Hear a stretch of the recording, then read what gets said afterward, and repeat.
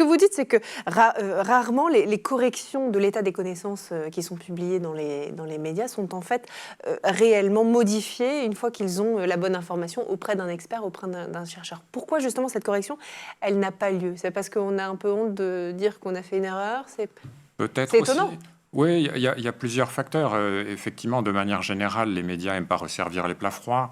Donc voilà, il y a une news, on en parle, mais après, il y a une rectification derrière. Bah, c'est une news moins intéressante à diffuser.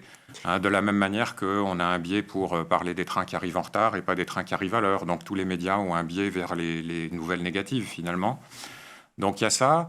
Après, je pense qu'il y a un véritable problème avec la notion d'actualité scientifique. Bien sûr, les médias sont censés répercuter l'actualité, mais l'actualité scientifique, c'est quelque chose d'une nature un peu particulière. En gros, ce sont les nouveaux résultats qui viennent de sortir dans la dernière étude qui vient d'être publiée, et on comprend que les médias aient envie d'en parler.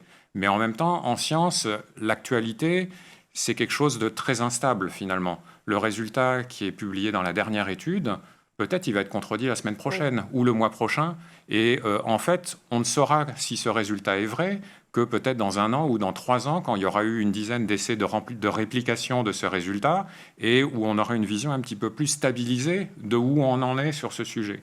Et du coup, il me semble que en fait, c'est un petit peu dangereux de vouloir toujours coller à l'actualité scientifique parce qu'on est sur des sujets où il y a un risque très important d'annoncer des résultats faux. Parce que c'est comme ça que la science progresse finalement.